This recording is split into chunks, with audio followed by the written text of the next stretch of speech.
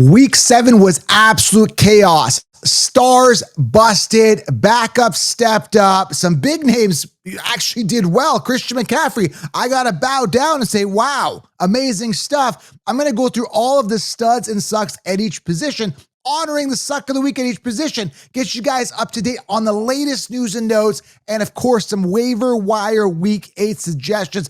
It's not too late. You guys can still win your leagues, guys. This is the place to be. Make sure you guys subscribe, thumbs up, smash it, tap it, slap it, hit the thumbs up, guys. We're going to get to the latest news in a second. I'm telling you, man, it's been a wild season, full of injuries, full of uncertainty, full of like third string, fourth string players coming in, getting touchdowns. And man, we're talking NFL Week 7 recap here and highlights. What a game. Denver Broncos coming back to win that game. I don't know if you guys watched that game, but the Broncos at the end, Jackson Dart thought he had that win. I thought he did too. But man, oh man, Bo Nix coming back and just winning that game. It was the New York Giants kicker that missed the extra point, and that led to, the Broncos coming back, hitting the field goal, and then winning the game. What an amazing game. It was a wild week, okay? So we're going to get into everything here. Again, if you're new to the channel, smash it, tap it, drop a question below. If you have a waiver wire question, drop it below. And I want to let you know, guys, I've been doing this as an independent for years, but in order to do that, you got to team up with the right people who sponsor and support the show. So go over to my friends at mybookie.ag and check this out, guys. There's baseball going on. There's UFC going on. There's football. Obviously, we got Monday Night Football. We got Thursday Night Football. We got so many things going on. MyBookie.ag, that's the site that I use. You get up to a $500 bet back bonus. I mean, what an incentive that you can bet and you can get that back potentially. Go right now. The rules are on the site, MyBookie.ag.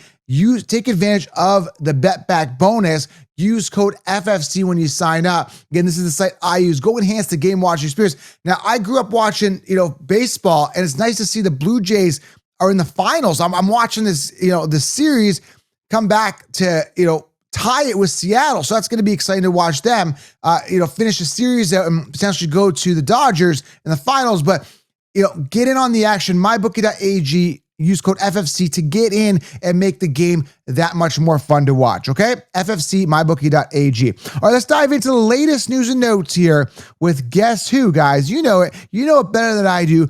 Breaking Brad. Where are ya? We now have breaking news. Oh, here we go.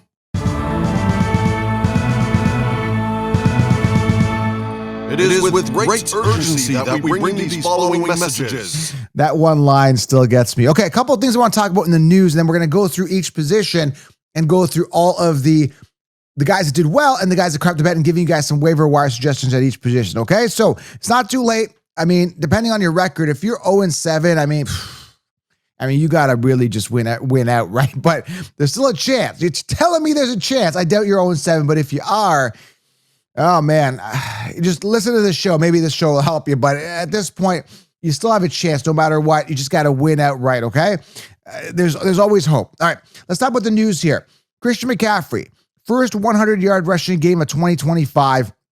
He rushed 24 times for 129 yards and 2 tutties while bringing in 7 of 8 targets for 72 yards in Sunday's win, 20-10 win over Falcons. Now, if you guys are joining my Counselor's Edge, you guys get my picks. I knew the Falcons would lose. They come off this hot week, and they come back and lose the week after, right? You just got to it's a flow too, right? Like what goes up must come down. It kind of happens too in sports betting, right? They come off a hot week and then they lose, right? Like you thought the Falcons were kind of invincible after the week before, but this week, not so much, right? So Christian McCaffrey, good game. Jaden Daniels. Now, I mentioned with Jaden Daniels, I was a little concerned about drafting this year. Why? Because he came off this amazing rookie year, and we know the sophomore slumps happen. We know regressions happen.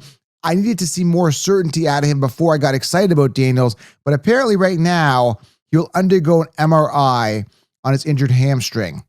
He's going through that today, okay, on Monday. So maybe an extended time off for Jaden Daniels. Very unfortunate, okay?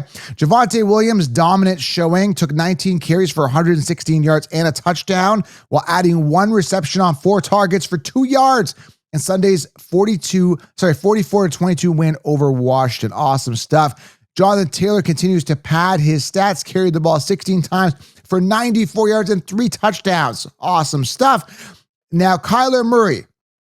Now, apparently, he is going to still be the starter when healthy. Coach Jonathan Gannon said after Sunday's loss to the Packers that Murray, his foot issue, remains the Cardinals' starting quarterback when healthy. Listen, I mean, they got to get off this Kyler Murray project. He's just not good. He's not the real deal. And you see it with certain rookies that come in. Jackson Dart, right out of the gate, he's good. Like, he's really good, right? Like, if you had years to wow us, we're not wowed, you're not going to do it, right? Like, it's just very unlikely you're going to take them to the promised land, okay? CeeDee Lamb is back, drops third 100-yard game in return. Lamb finished with 5 receptions on 8 targets for 110 yards and a touchdown in Sunday's win. Awesome stuff again for CeeDee Lamb. A couple other things I want to highlight here. Quinshawn Judkins' effective big workload, 25 times rushing for 84 yards and 3 touchdowns. Quinshawn Judkins, man. I mean, we saw him, at the beginning of the year with the off-field issues and stuff like that, bouncing back and making a massive impact on the Browns, okay? DeAndre Swift was impressively efficient, rushed 19 times for 124 yards. Awesome stuff. A.J. Brown bouncing back, brought in 4 of 6 targets for 121 yards and 2 touchdowns. A.J. Brown back. I mean, he had a slow start to fantasy earlier in the season. Looks like he's kind of coming back here. Devontae Smith also secured 9 of 11 targets for 183 yards and a touchdown. Good stuff for him. Justin Jefferson, solid numbers. 5 of 10 targets for 79 yards. Not the greatest for a top 3 pick, but not bad. And Devin Achane continues to do well. Now, this is a guy that I thought would get hurt. Prove me wrong. Him and Christian McCaffrey have proved me wrong. They are performing on a top level. I mean, as long as they stay healthy, those guys are going to continue to do well. That being said, I faded Christian McCaffrey just for the record, and I said he's going to be trending up this year. There's no way but up, obviously, from last year. He's doing well. As long as he stays healthy, he will continue to do well. Okay, that's it. Yeah, and then there was Bryce Young here as well. He was forced out of Sunday's game against the Jets with an ankle injury. I wanted to note that. And that's pretty much it. Oh, I want to talk about also Devontae Adams. Like, dude, what happened there? Okay. Devontae Adams had 5 of 8 targets for 35 yards and a bunch of touchdowns, right? But what happened to Tutu? Tutu had like 0 targets. This was a top waiver wire pick. And they were giving it like the first touchdown in was to Mumpfield. Like, I don't get that at all. Mumpfield, this is what I'm saying. Like, people are coming in and getting touchdowns from your favorite players. And Mumpfield, really? I mean, I don't think anybody had them on the radar. People say, well, yeah, we do. He was in 3 of our leagues. No, he wasn't. Stop lying. That is BS, okay? I don't believe it. So that's it for latest news and notes with Guess Who? Breaking Brad.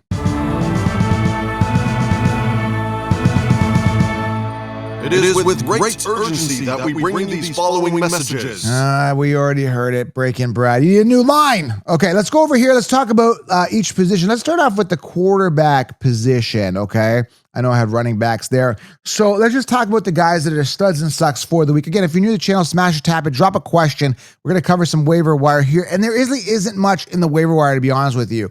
At this point, you really just got to roll with your team. Now, there is bye weeks. I want to make a note of this. This is very important as we go into the week. This is a full guide, full prep. Now, we got to do a must start, but this is kind of like the waiver wire full prep. And we do a must starts on Thursday. But I want to talk about this. Arizona, Detroit, Jacksonville, Las Vegas, Los Angeles Rams, and Seattle, all on bye week. So a lot of big names, guys like Jahmyr Gibbs going to be on bye week, right? Guys like Gentry, who hasn't been performing well. Kyron Williams, right? JSN, right? Like, there's a lot of players that are going to be on bye week. So you got to address your positions of need this week when you're looking at waiver wire week 8. This is very, very important, right? Now, there's 13 games. That's not a lot of games because 6 teams are on bye week. You need to be aware of that heading into this week, okay? So let's go through the studs and sucks here. Again, drop a guy that sucked and crapped the bed for you. Mine personally was Travion Henderson. We'll get to running backs. Absolutely disgusting what's going on there with the Patriots. I never trusted the Patriots, but I'm like, dude, the way that Henderson was playing, this is the thing, right? The way that Travion Henderson was playing in preseason and the way that he played in training camp, he was the three down workhorse running back. There's something that they don't like, or maybe he did to the coach, or I don't get it. Something's wrong because Stevenson is not good. He's not a 3-down back, but they keep feeding him. Eventually, if you keep feeding somebody in a good offense, they're going to do well, and he had himself a good game. So anyways, I want to talk about, that is my suck of the week. Drop your suck of the week this below. Who crapped the bed for you in the bottom? And it's not Henderson's fault. It's not a lack of talent. It's just a lack of opportunity. Just a shame they're not playing this guy. So talented, okay? So quarterbacks did well. Bo Nix, and he was my bye week quarterback. Awesome. I'm very happy about this. 40 points for Bo Nix. Awesome. Jackson Dart. It's nice to see the youth here. It's nice to see, young quarterbacks emerging in fantasy relevance. Guys like Jackson Dart and Bo Nix. Awesome stuff. Justin Herbert finishes 3, again, excluding the Monday games. Matt Stafford, Pat Mahomes, Joe Flacco, Jalen Hurts, Dak Prescott, Drake May, Aaron Rodgers to round out the top 10. And I'm actually really impressed. Old man Rodgers and old man Flacco. Look at this. Again, not including Monday, the Sunday and Thursday games, Joe Flacco and Aaron Rodgers finishing top 10 in fantasy production. That is wild to see, considering these guys are playing. You ask yourself, like, when you look at a guy like Aaron Rodgers and Joe Flacco, you got to ask yourself, what was I doing in 2008? And how much has my life changed from 2008? Ask yourself, or drop in the comments right now, what were you doing in 2008 or 2009 when they got into the league, right? When they were, just starting out. And that's how long they've been in the league. It just shows how good they, how exciting it is to see an old man still perform on a top level, being in the league that long. So 2008, what were you doing? That's how long these guys have been in the league. That's just wild, man. Wild. Okay. So those are like the top 10. Now the guys that crap the bed, again, with quarterback, kind of what you see is what you get. You shouldn't be starting guys necessarily like a Geno Smith, but if you did, 2.8 points, right? Absolutely sucked. Caleb Williams, only 4.7 points. That sucks, man. This is a guy that should be absolutely crushing it. Just didn't do it, man. Just I don't know, man. Again, you got to come in the league, you got to tear it up, but they're winning games. That's I guess that's all that matters. Cam Ward, 10.2 points, just not doing well.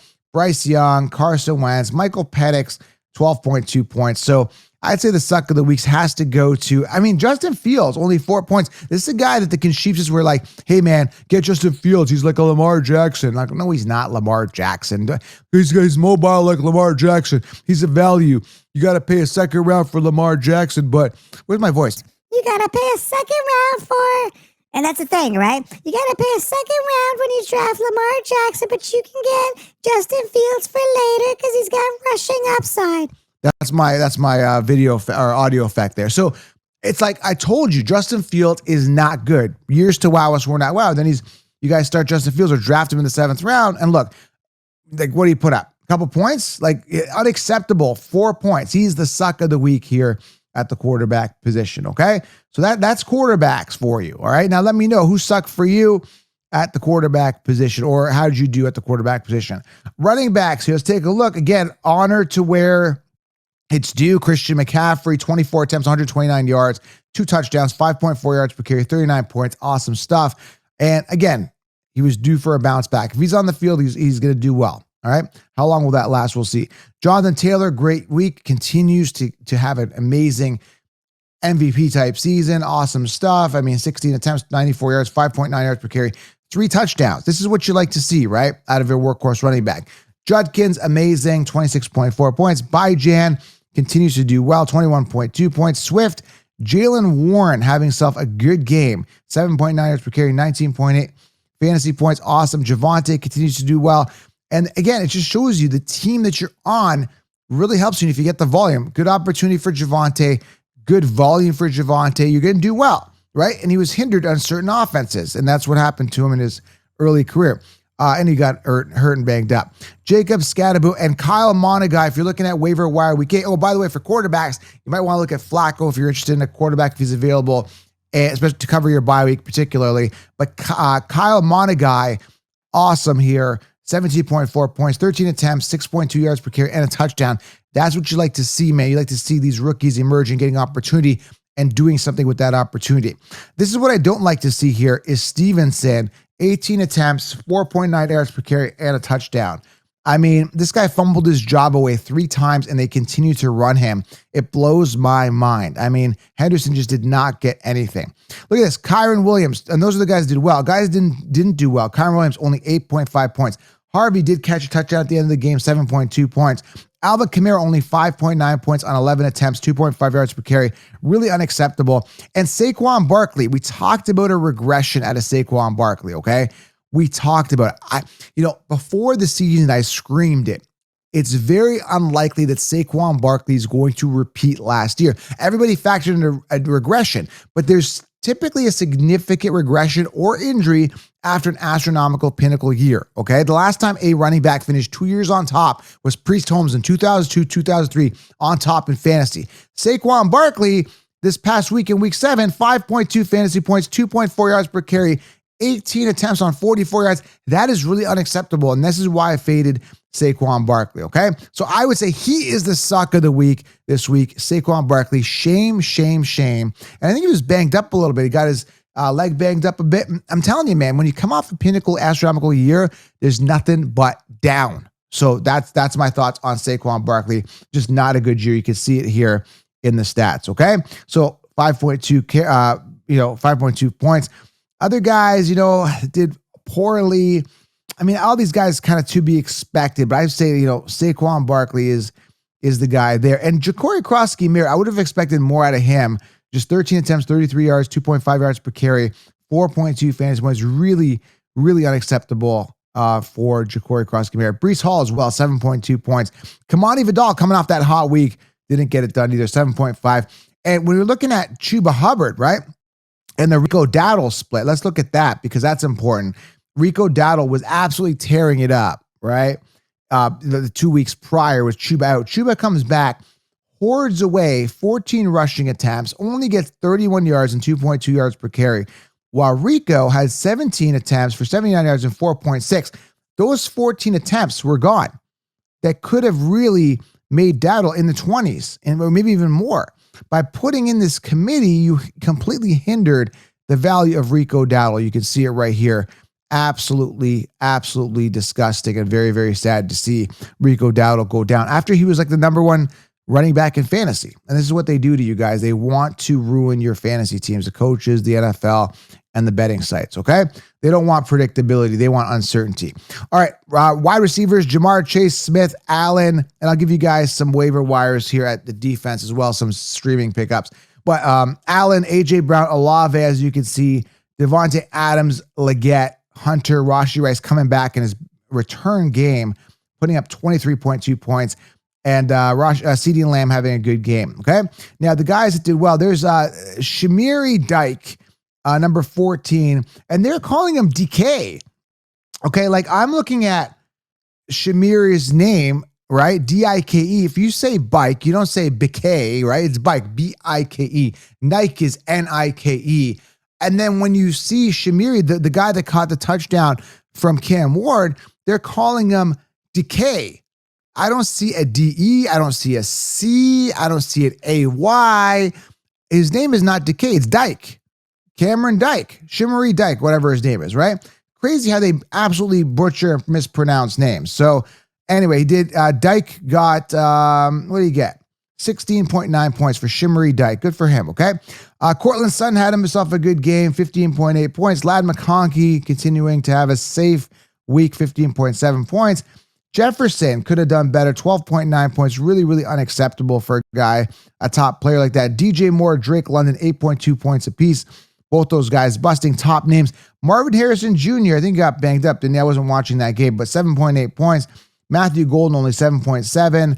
And you can see some big names here, like Tatoria, he was drafted high, 6.3 points.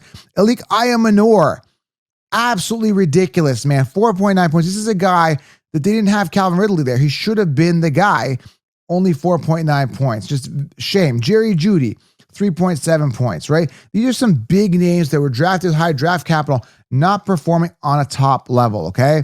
Just trying to see if there's anybody here that went crap the bed. Even a DK Metcalf, 8 points, right? Rashid Shaheed, 8 points.